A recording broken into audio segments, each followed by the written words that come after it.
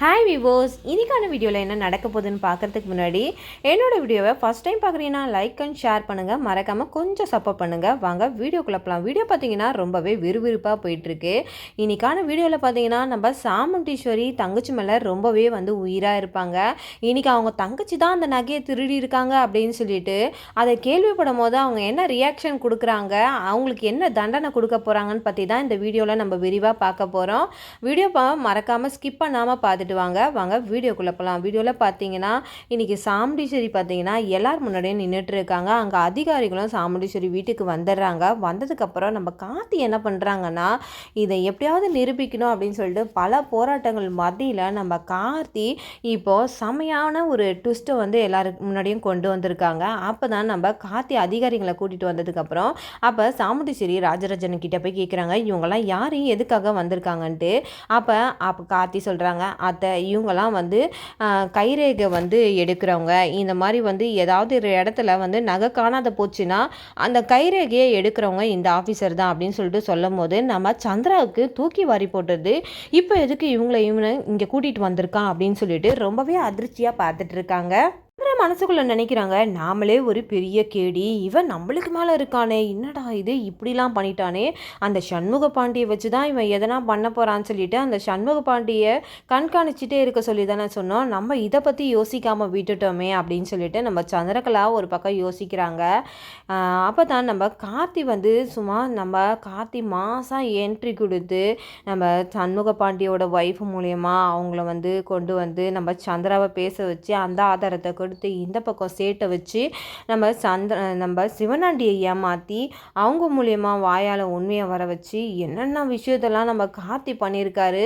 அப்போ தான் நம்ம சந்திரா இல்லைக்கா உன்கிட்ட இருந்து என்னை பிரிக்கிறதுக்காக தான் இந்த கார்த்தி பையன் இப்படிலாம் பண்ணிகிட்ருக்கான் அப்படின்னு சொல்லிட்டு சந்திரா நம்ம சாமுண்டீஸ்வரி கிட்ட சொல்லிட்டு இருக்காங்க. அப்போ சாமுண்டீஸ்வரி சொல்கிறாங்க, என்னடா அடுத்த ட்ராமாவை ஆரம்பிச்சிருக்கியா, நான் தான் உன்னை இந்த வீட்டுக்குள்ளே வர வேணான்னு சொன்னல, வீட்டை விட்டு வெளியில் போட அப்படின்னு சொல்கிறாங்க. அப்போ சொல்கிறாங்க, மயில் சொல்கிறாங்க, அத்தை கொஞ்ச நேரம் இருங்க, யார் நல்லவங்க யார் கெட்டவங்கன்னு தெரியாமல் இருக்கிறதுனால தான் உங்களுக்கு இவ்வளோ பிரச்சனை நடந்துட்டுருக்கு, அது கூட உங்களுக்கு தெரியுதா தெரியலையா அப்படின்னு சொல்லும் போது உடனே நம்ம மயிலை திரும்பி பார்க்குறாங்க. மயிலை முறைக்காதீங்க அத்தை, நான் உண்மையை தான் சொல்கிறேன், உங்கள் கூடவே இருந்துக்கிட்டு இந்த வேலையெல்லாம் பண்ணாங்கன்னு தெரிஞ்சால் நீங்கள் என்ன ரியாக்ஷன் கொடுப்பீங்கன்னு தான் எனக்கு தெரியல.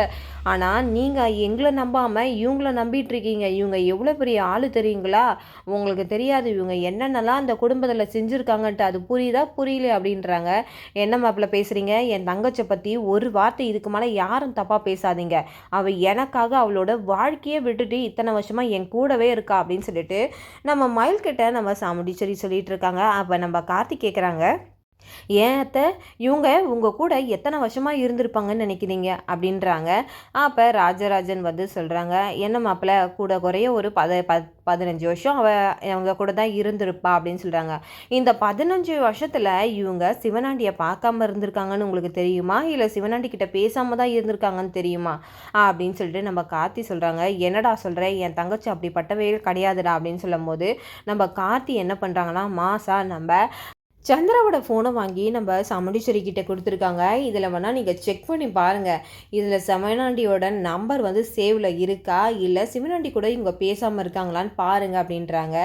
அப்போ அதை எல்லாத்தையும் நம்ம சந்திரா பக்காவாக டெலீட் பண்ணி வச்சுருக்காங்க. அப்போ நம்ம கார்த்தியை பார்த்து ஒரு முறைச்சி சிரிக்கிறாங்க. ஆனால் அவங்களுக்கு தெரியாது இவங்களுக்கு விட கேடி நம்ம கார்த்தி அப்படின்னு சொல்லிட்டு. அப்போ தான் நம்ம கார்த்தியை அந்த இடத்துல ஒரு டாக்குமெண்ட்ஸை கையில் கொடுக்குறாங்க. இதை பாருங்க, ஒரு நாளைக்கு சந்திரா சிவனாண்டி கிட்ட எவ்வளோ நேரம் பேசுகிறாங்க, என்ன பண்ணுறாங்கன்றத நீங்கள் பாருங்க, இப்போ எப்படி அத்தை சின்னத்தை நீங்கள் இல்லைன்னு சொல்லுவீங்க அப்படின்னு சொல்லிட்டு நம்ம மயில் கேட்குறாங்க. இதெல்லாம் சும்மாக்கா, எது நாங்கள் ஃபோனில் காட்டினா அது சும்மா, இது நாங்கள் அந்த ஆஃபீஸ்லேயே போயிட்டு நாங்கள் பில்லை வாங்கிட்டு வந்திருக்கோம், இதை பார்த்து நீங்கள் சும்மான்றீங்களே, இதை கேட்டால் யாராவது சிரிப்பாங்க சின்னத்தை, சொல்கிறதுக்கு ஒரு பொருத்தமான பொய்யை சொல்லுங்கள், அதை விட்டுட்டு நீங்கள் பாட்டு மட்டும் அள்ளி கொட்டிக்கிட்டே இருக்காதீங்கன்னு சொல்லிட்டு நம்ம மயில் வந்து சொல்லிட்டு இருக்காங்க. அப்போ தான் மயில் சொல்கிறாங்க, இது மட்டும் இல்லை, இன்னும் விதவிதமான கலெக்ஷனை நாங்கள் வச்சுருக்கோம் அப்படின்னு சொல்லிட்டு நம்ம மயில் நம்ம சந்திரா நம்ம முத்துப்பாண்டியோட ஒய்ஃப் கிட்ட பேசினதை அப்படியே மாக்கு மூலமாக காட்டுறாங்க. இந்த பக்கம் நம்ம சந்திரா சொல்கிறாங்க, அது யாரோட நகை தெரியுமா, அது கோயிலோட நகை, அதுவும் எனக்கு சொந்தமான நகை, நீ எங்கே வச்சுருக்க, நீ கொடுக்குறியா, நான் இல்லை உன்னை போட்டு தள்ளிடுவா அப்படின்னு சொல்லிட்டு அவங்கள மிரட்டுறதையும் நம்ம சாமுண்டீஸ்வரி கேட்டுட்டு அதிர்ச்சி ஆயிடுறாங்க.